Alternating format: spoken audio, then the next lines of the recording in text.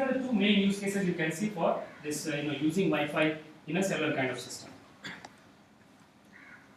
So what we are looking at is, three sort of type of things. One is from an infrastructure point of view or from the core network point of view. To begin with, we had two sort of different networks. The cellular networks are basically silos which were deployed by operators to carry voice and data in their own network. Wi-Fi networks basically rode on, you deploy Wi-Fi, you backhaul it through fiber or DSL or something. So there are two standalone networks with different, ways of authentication, providing services, provisioning, and so on.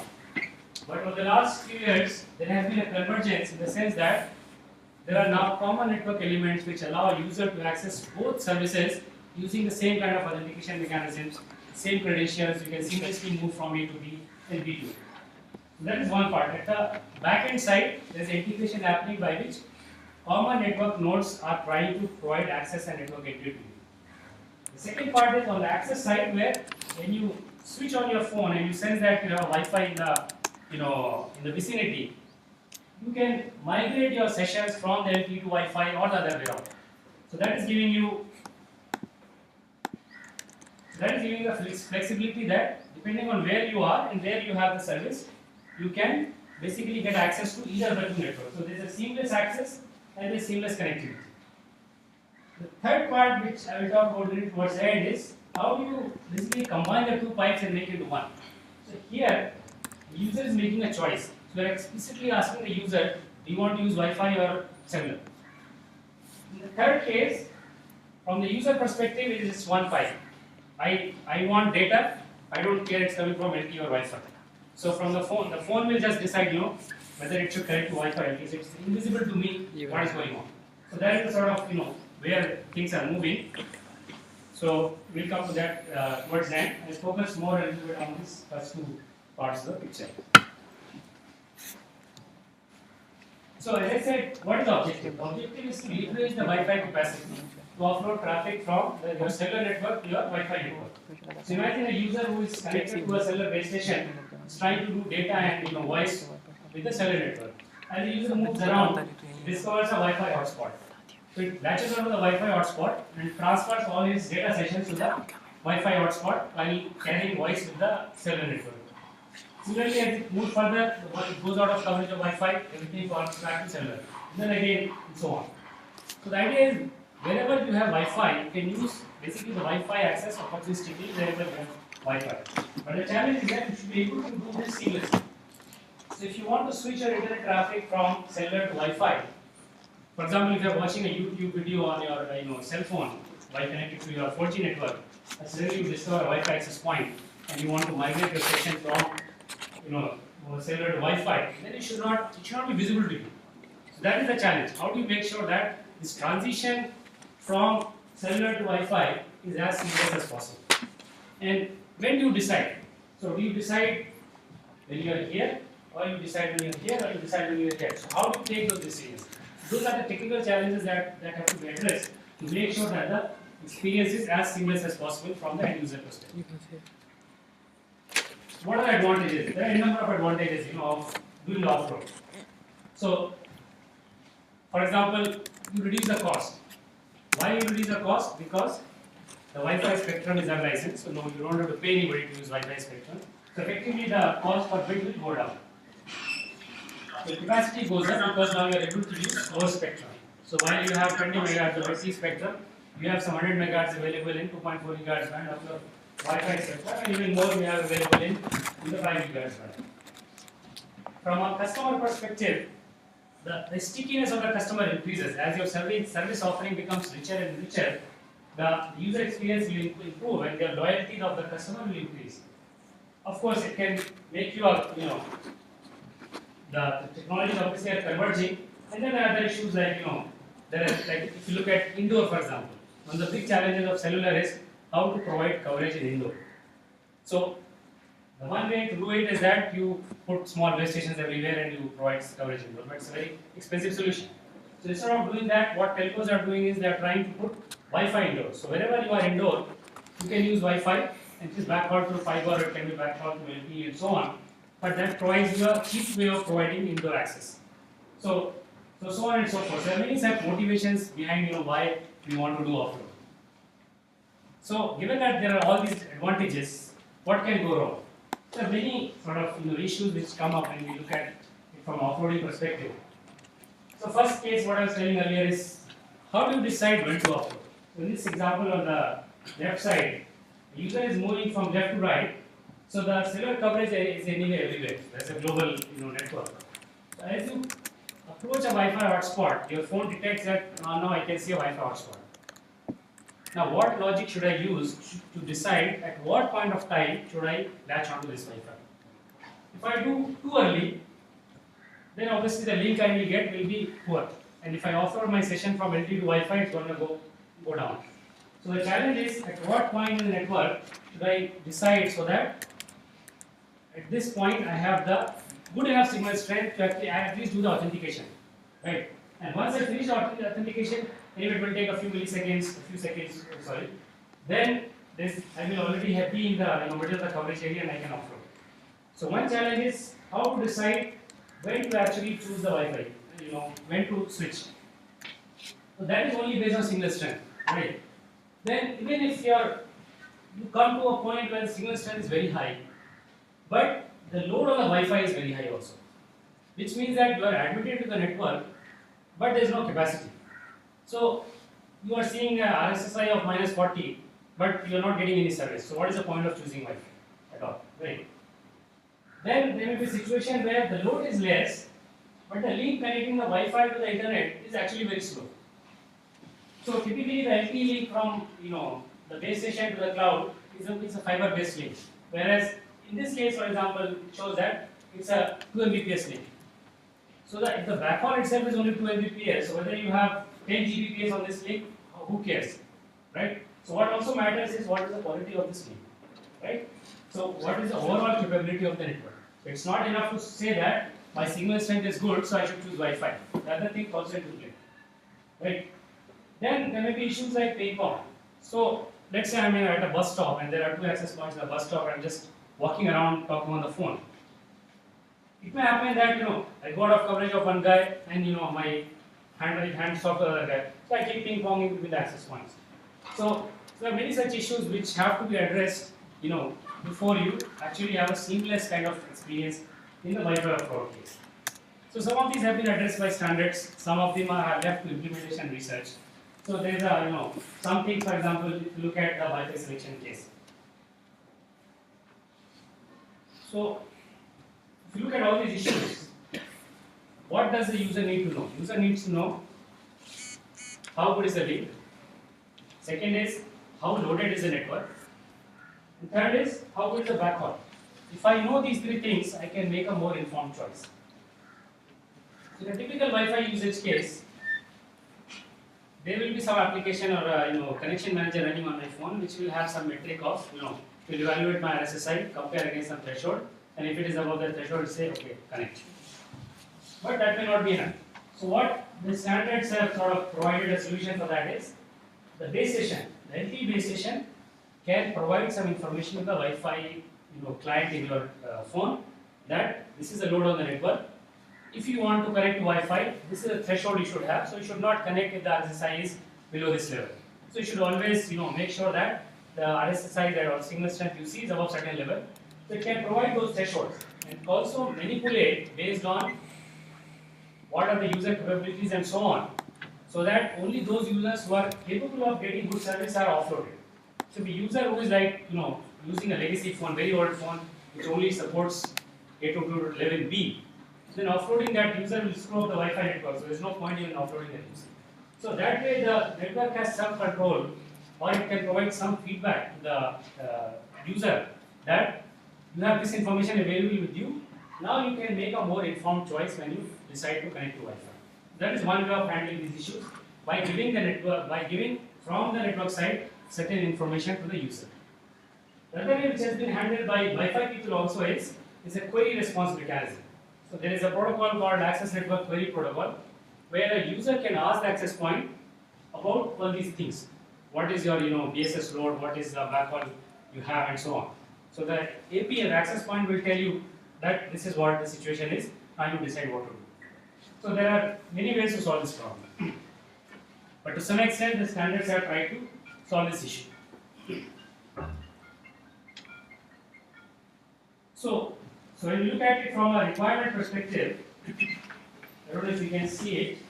So the first requirement is that the user experience should be seamless, because we are talking about, the previous slide I showed that this, some stickiness should be there. If a user wants to use your network and if the experience is poor, then we will not try to use it. I think many of you may have had that experience, at the airport Wi-Fi, at least in India, started home Wi-Fi. Most of the time it is pathetic. So you end up using your own whatever tethering or something, right? So once you see a few times that this experience is not good, you don't even bother to connect to it.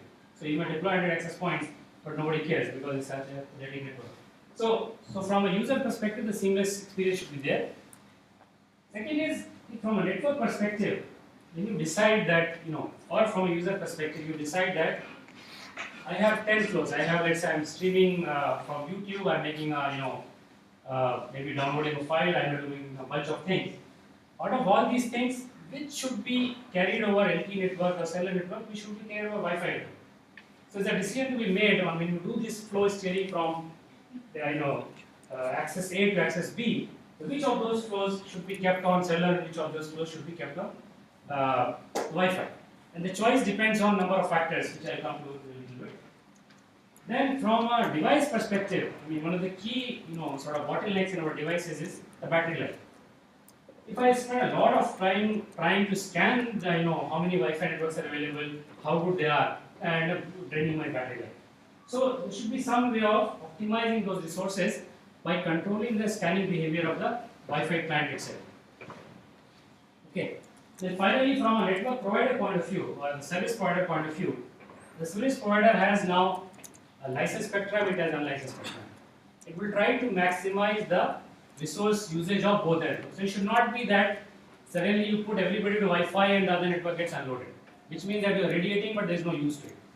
So you are in consuming energy, you are consuming power and so on, but there is no use to it. So when you make those decisions, you should try to make sure that whatever network resources you have available are used in a more effective way. So those are the sort of requirements from where the design comes into.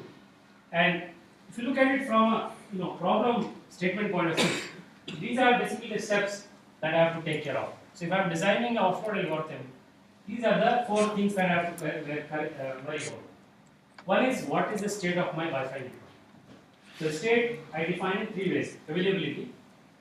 So whether there is capacity in the network to admit a new user. Usability and quality. Quality will be, you can say, single strength, for example, is one measure of quality. Usability is I would say, in terms of availability of how much backhaul is available and so on. So these are the 3 things that I would like to look at when I look at what is the state of my Wi-Fi network. So the first thing I have to worry about is, what is the state of the network? Is it good enough to admit a new user? Then now that suppose I know that this Wi-Fi is LTE and there are this LTE is in state X, Wi-Fi is in state Y. So should I go for Wi-Fi or not? So some way of basically checking which is good now, right? Now, absolute sense, Wi-Fi may be good, LTE may be good, but in relative sense, which makes more sense to use. Then, if I have decided to offload or if I have decided to connect to Wi-Fi, then what type of traffic should go to Wi-Fi and what type of traffic should stay on LTE or on 3G? And then from an operator perspective, so first thing maybe you can say more from a user perspective, but from an operator perspective, operator also has to look at blindly offloading all videos to Wi-Fi that may not make sense, because there may be users who have been given more, they are gold class users. So you do not want to blindly offload all of them to Wi-Fi. So you have to look at it from user priority, user experience, and whether the resources are available in Wi-Fi to support these video sessions or not. So that also matters to look at whether the QoS parameters of those flows can be met in the target network or not. So these are effectively what I'm saying is the 4 things that we sort of worry about when we want to offload a user from LTE to Wi-Fi or other network. So from a If I am designing an algorithm, I would basically cover these 4 points. So, from a standard perspective, there are now 2 solutions available which are being used by operators. So, one is what we call as non-seamless Wi-Fi offer.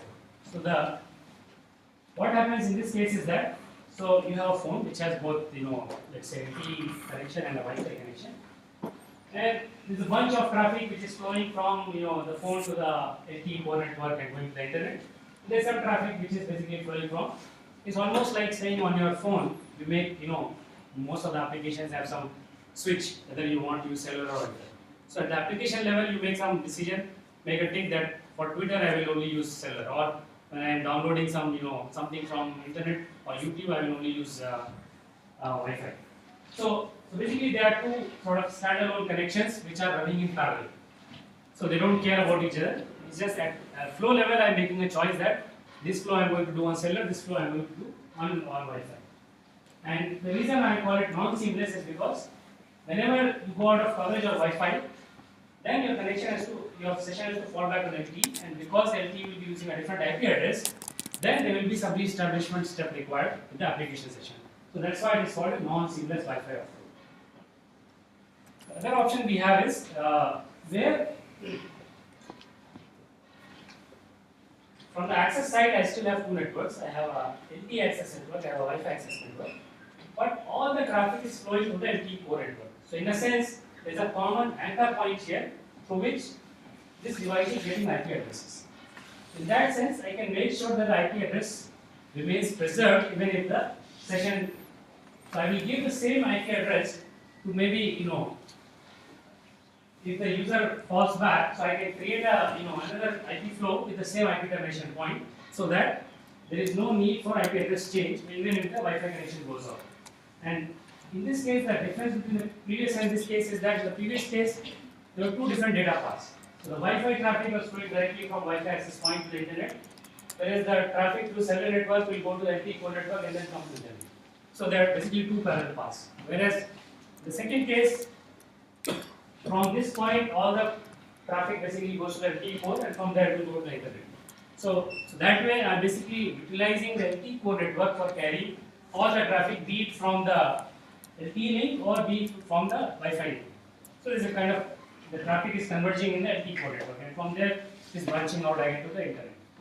So these are 2 options which are currently available in the standard, and depending on what kind of network you have, the operators are choosing either A or B. And also it depends on what kind of use case you have. So for example, for a voice session, typically if you look at, operators are favoring this solution because they can guarantee that there is some quality of service available as part of the LTE core network, whereas they don't have any control over what goes on in the internet. So that's why for at least for Wi-Fi calling, it makes more sense to route everything through the LTE core network. So you can have more control over the sessions and can guarantee some quality of service to the user. So these are 2 options currently which are available to operators when they look at from a Wi-Fi offload perspective. So as I said earlier, how to do access network selection? So you have to have some rules. A very simple example of rule is, I put one rule here: if LTE is good and Wi-Fi is bad, select LTE. So it's common sense. But how do you define good and how do you define bad? Right. So LTE has some way of identifying what is good, Wi-Fi has some way of identifying what is good. So you have to come up with some suitable metrics or some suitable parameters through which you can quantify what is good and what is bad. That requires some experimentation, may require simulation, may require some analysis to identify what are those thresholds at which I will say that this is good and this is bad. And what is good in LTE may not be good in Wi-Fi because they are different technologies, the way they transmit is different. So although we are measuring signal strength, but the actual quantity we are measuring is different. So I cannot compare the 2 directly. So I will have to have some way of having creating equivalent metrics. So that is not defined by any standard. That is something that we have to come up with. The other question is, say traffic steering. So once we decide that I am going to connect to Wi-Fi, then I have to choose which flows should I keep on LTE and which flow should I go to Wi-Fi. So a number of things we have to look at. One is how good is the Wi-Fi connection. So whether the data rate I am going to get on Wi-Fi is good enough to support, let's say, a HD video or not. If it's not, then I better keep it in LTE. Then what is the load on the Wi-Fi network? So even though the user is very close to the Wi-Fi access point, but there are 50 users connected to the same access point, so the amount of resource I will get from the access point will be very small. Even though my link is very good, but I'm sharing the pie with 100 people, so maybe there is no point in offloading. And then given all that, what is the quality of service requirement of the flows? There are some flows which have very stringent requirements. Like if I'm doing a video stream, or if I'm doing a voice call, then the quality of service requirements are very stringent. So it may not make sense for me to offload those sessions on a network where I will have only opportunistic access to the resources. Unlike cellular network like 3G or 4G, where the base station can control who gets access to resources when. In the Wi-Fi case, it's more or less free for all, right? So because it's entirely based on the opportunistic access, so I may not make sense for me to offload sessions or flows which require some very stringent packet loss or delay requirements onto the Wi-Fi service. So there are multiple options. These are just 3 factors which I put down, which basically have to be considered when you look at what flows you want to offload to Wi-Fi or the other way around. So in a nutshell, what we are looking at is the 2 parts of the problem. One is the access network selection. How do you choose which access network to use at what point of time? The second problem is traffic steering. Once you have decided that you are going to use network A or network B or both, then what kind of flow should stay on A, what kind of flow should stay on B or go on B. So effectively these are 2 basically things we have to look into. So if you look at literature, these things are not defined by any standard. So standard can only provide some way of indicating some information to the end user, but ultimately the choice has to be made by end user on some heuristics it has on the phone or some algorithm it has. So that is where companies try to distinguish. If you look at, for example, Qualcomm claims that there's a very effective connection manager which takes care of all these questions I was asking, detecting the Wi-Fi state, finding out how good the link is, figuring out which flows can be put on Wi-Fi, and so on. That's where the handset vendor companies are trying to sort of differentiate with each other. That I have a better solution for deciding on these questions. Similarly, the base station vendors like Ericsson or Nokia, when they sell their product, they say that I have a better way of telling the user that do this and do that. So many of these things are not defined as standard; they are left to implementation. So vendors have to choose their own solutions. That's where their R&D comes in.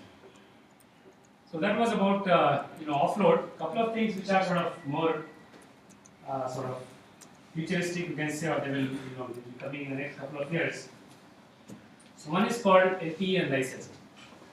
So I said in the beginning that the operators who are deploying LTE in India, they have to buy license for the spectrum. So Reliance paid some 5,000 crore, Airtel must have also paid. So everybody has to pay some amount of money to the government to make use of the spectrum for deploying LTE or 3G or whatever. So why not use LTE in unlicensed spectrum, right? That's what people started thinking, and now a new standard, or you can say a new variant of the standard, is being developed, which will allow LTE to be deployed in unlicensed band also. Now what can go wrong? So already Wi-Fi is deployed in a big way, maybe not in India, but at least in US, the developed countries, US, Japan, and other countries. Wi-Fi is already deployed in both 2.4 GHz band and the 5 GHz band. So now you bring LTE into that, and obviously they will have some conflict. So the technology that you are trying to design or you are trying to put in the licensed band has to meet certain requirements which are defined by the regulator. So one requirement for unlicensed spectrum is that you should listen before talk. So that's they call it LBT. So before you transmit, you make sure that nobody else is transmitting. So what you do is you sense the channel and you find that there is no energy in the channel, then you transmit. So this is how Wi-Fi devices behave. So if I want to transmit, first of all I have to basically sense the channel, and if I find out that somebody else is transmitting, I will back off, and I will try again after some time. So that is what we mean by listen before talk. So similarly, if LTE wants to use the same band, it also has to do the same mechanism. So these are constraints which are basically posed on the technology which has to be deployed in this band. So LTE is a new sort of variant of LTE which can be used in these bands while making sure that it does not sort of make life difficult for the existing deployments in this band, which is basically Wi-Fi devices. That is one solution. Another solution is basically you let Wi-Fi do whatever it is doing, you let LTE do whatever it is doing, but from user perspective, it basically hides the fact that now there are two technologies. What I mean is that there is a LTE base station, we call it as node B, and there is a Wi-Fi access point. And basically I can, let's say this is my YouTube server. So from YouTube server data is coming to the LTE node B. It can transmit the data via the Wi-Fi LTE or it can transmit directly. So from end user perspective, it doesn't matter. The end user has a session with YouTube, whether the YouTube stream is coming via the node B or via the LTE, it doesn't appear to the user. So from user perspective, it's just one big file. So the connection is with the node B. Node B, decides when to use Wi-Fi and when not to use Wi-Fi. So user has no choice to make. User can only report that this is signal strength I am seeing from the Wi-Fi, and network decides if this signal strength is good enough to transmit over this audio. This is what we call as LW. So this is still a Wi-Fi link, this is still LTE link, but all the traffic basically comes to the LTE base station. LTE base station decides whether to forward the traffic directly on the LTE link or pass it to the Wi-Fi. So in that way, it becomes basically transparent to the end user where the traffic is coming from. Earlier in the offload case, I have to select and then I have to make a choice and so on. In this case, the base station takes care of it. I don't care. Right? So that way, it is a more sort of seamless experience and something which is sort of invisible to the end user. This is one way to handle that problem. So these.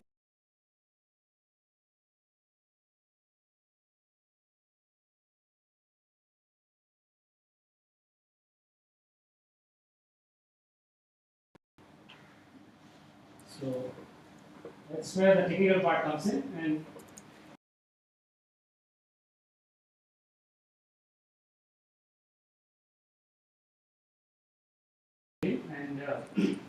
it's not just wireless. We can see. So we are looking for people with all kinds of experience, developers, cloud architects, Wi-Fi experts. So it's not. I mean, all that we do is not just developing the IP, but there's a suite of services around the IP that we have to make sure that when we sell the product to the customer gets a full solution. So that's where we're looking for people with all kinds of experience, not just communication, but also software development. People who have worked with Java, with PHP, with other cloud-based technologies and so on. And of course, our core, which is the Wi-Fi AP.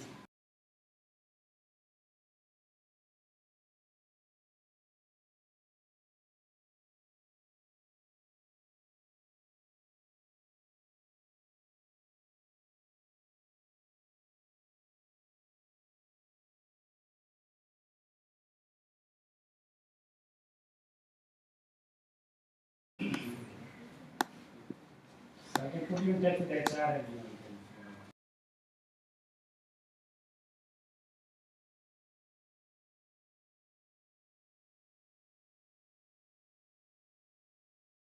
What's going on with LTE and Wi-Fi to have a common thing? See, as I said, now from the network management perspective, it's actually becoming more or less one the same element management system can take care of it.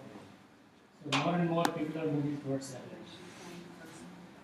Because 3GPP is well defined for cellular. You have Wi-Fi but common network management. There are proprietary ways of doing it. There is no standardized way of doing it because there is no body which standardizes these things for the Wi-Fi space. So IEEE specs are only for layer 1, layer 2. On top of that, there are things like industry consortium like Wi-Fi Alliance, Wireless Broadband Alliance, which have come up with some architectures for these things, but they are not universally accepted. So in Wi-Fi space, there is a lot of proprietary stuff which happens. So Cisco has its own way of doing it, Juniper has its own way of doing it. So that's why there is a lot of hodgepodge. There is no single body which can sort of say, do it this way. So even if it says it, this is not mandated on the access point vendors to do it. So to be honest, there is no real work in this area. More or less, each vendor has its own solution. But if you look at service provider perspective, they are trying to sort of converge all this in one place. So they may be sort of doing together internally some way of doing that. But on standards way, there is no great problem. A lot of effort is there in the access side to make discovery easier, to make scanning easier, to provide more information to the user by making these offload decisions, providing policies and so on to the device. So more on the access side, but on the core network side, a lot of effort has been there on making the authentication process simpler, making the billing and accounting easier across the two networks as user moves, but not so much on the network management side. From a network management, I would say still these are two silos. So there are different network management systems for So, assuming you have a TU and you have these different cellular operators, each one of them with their own base station. So they basically run into the same kind of problems then, right? I could be using Airtel's base station and my neighbor could be using somebody else. So basically they are running into Wi-Fi territory when it comes to it's the same problem. The only thing I would say is that there's a more structure to the way LTE operates. But that assumes that Airtel and Vodafone are willing to sort of do some kind of joint management of the spectrum. Yeah, so I think the way the standard is evolving is that there are ways to reserve resource. So when you sense it, you send a signal which is heard by other guys also that I'm going to use it for this period of time. So like in Wi-Fi, we have this notion of transmission opportunity. So when I grab the channel, I'm allowed to keep it for some 4 milliseconds. Similarly, in the LTE case, the way the standard is specifying is that you will transmit some signal which will reserve the bandwidth for certain period of time. Of course, Wi-Fi is free to ignore it because Wi-Fi will not understand that. Only LTE device will understand. So the interoperable coexistence is handled through this kind of medium. There is a lot of talk right now going on the spectrum sharing between two different operators. Suppose Airtel is already exhausted with all the resources, so you can borrow some sort of resources from other operator like Vodafone and then pay something in exchange. Then something similar. So interestingly, there is some work happening in GCP on what they call as authorized shared access. ASA is the term they have defined for that. That is primarily for 3.5 gigahertz band, which in US the regulator is sort of trying to try out this approach where we will authorize, unlike Wi-Fi where everybody can use it, there only the authorized guys will use it, and they will evolve some mechanism to share it fairly. So either one way would be that you may have some TDM kind of system where you say that if certain millisecond frame, then the three operators they will do it or something like that, or they may pre-announce that I'm going to use it for this time, next guy is going to use it for this time, some scheduling will be there. So there is some work happening in this area in GCP on coexistence or dynamic sharing of spectrum between particular operators. That is already happening. So do you need a revenue model in this one? This is a very complicated question. So why would somebody like when go to ISM bank because there's nothing to gain from it? So what sort of revenue model these operators are looking in? Any just So I think if you look at least in US and all, this will not be a standalone deployment.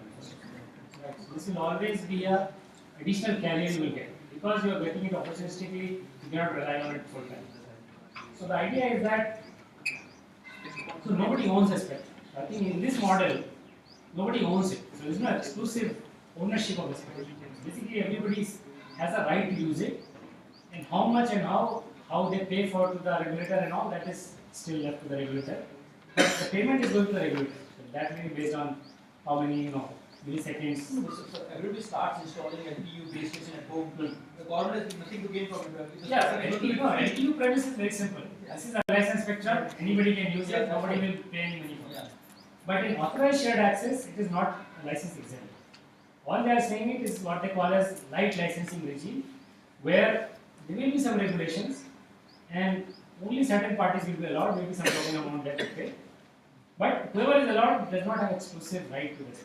So they have to find a mechanism by which they can share it with you.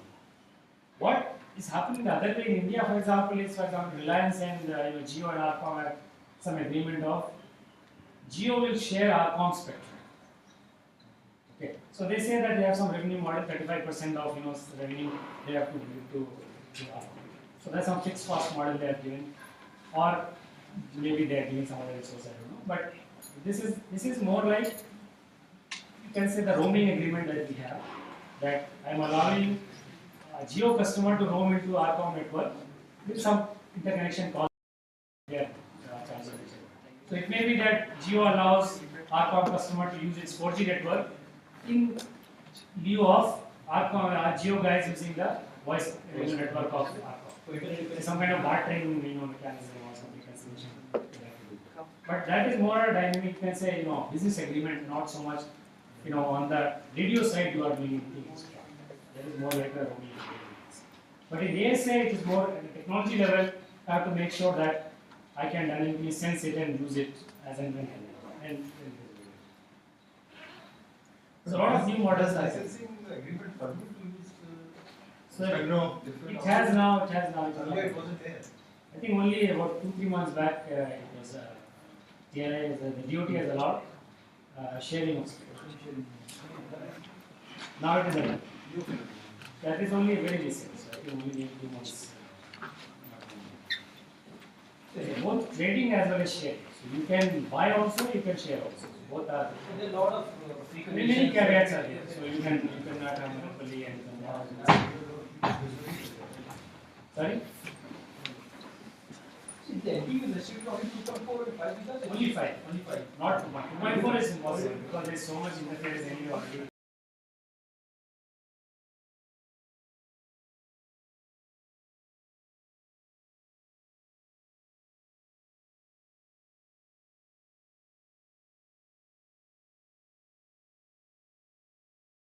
So a lot of value will come in LTE markets where you can get more than what is already available.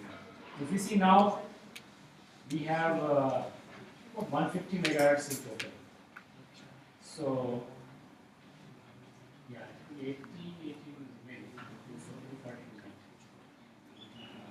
So you have a lot of spectrum in 5 megahertz. So you can do a lot more. And the thing with LTE is that it's a 20 megahertz carrier. Right, and Wi-Fi also is a 20 megahertz carrier. So coexistence, at least from that perspective, is really easy. And other things like carrier aggregation and all are there more. So you can do more also. Also, I don't know whether LTE is also conceived to be used in TV white space. I don't know whether. No, so there is a separate called I forgot. 802.22 or 21. That is standard for. That is standard. LTU is only for this 5 gigahertz. As of now, the design is only 5 gigahertz and only for downlink, not even for uplink. And no standalone operation. So the understanding is that all the control channel and everything will go on the licensed carrier, and unlicensed carrier is only for data. So you always have a reliable link available for you. Wi-Fi, that LTU link may come and go, but you always have a reliable link available. So there is a failover option. But companies like Qualcomm, they are even looking at, okay, so there is, technically LTU is like what Qualcomm's technology, what they say is that you can deploy LTE in a licensed band, you don't care where there is other carrier or not. Whereas what the standard is defining, they call it license assisted access. So that is the standard way of doing LTU. LTU is what Qualcomm is trying to push for, where you can even have standalone. Are there any additional security issues when one is moving from LTE to Wi-Fi? So obviously the telco network is designed to be extremely secure. So there is end-to-end encryption and there are all kinds of credential matching and so on. Whereas Wi-Fi has relied, public Wi-Fi for example is all captive portal-based authentication. I give my phone number, I get a password and I enter that and all that. Right? So it's not considered so secure. But now at least it is possible to use your SIM, for example, to authenticate you on the Wi-Fi network also. So there are ways to use the same credentials you have using for LTE, same as Wi-Fi. So you can bypass that those other authentication mechanisms which are not considered very secure. So at least the cellular world, people are looking at having one credential. So you can use your whatever SIM card you have. The same can be used while you authenticate using Wi-Fi network as well as LTE network. And that's where the whole LTE core network can be used for doing all this stuff. You don't need to have extra AAA server and all that just for verifying your Wi-Fi connections. But there are two notions. So we call it as trusted Wi-Fi and untrusted Wi-Fi. So when I say trusted Wi-Fi, typically we mean that the Wi-Fi network is either owned by the same operator or it has some business agreement with that operator. So in that case, I can authenticate that user via my own AAA server, that telco AAA server, using my SIM credentials. In untrusted, I have to rely on some OTP based or some username password based authentication.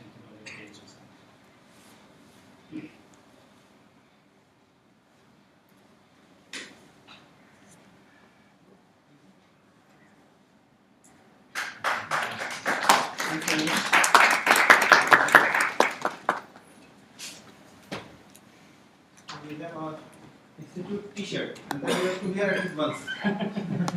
Exactly. It should fit. We have different sizes, okay?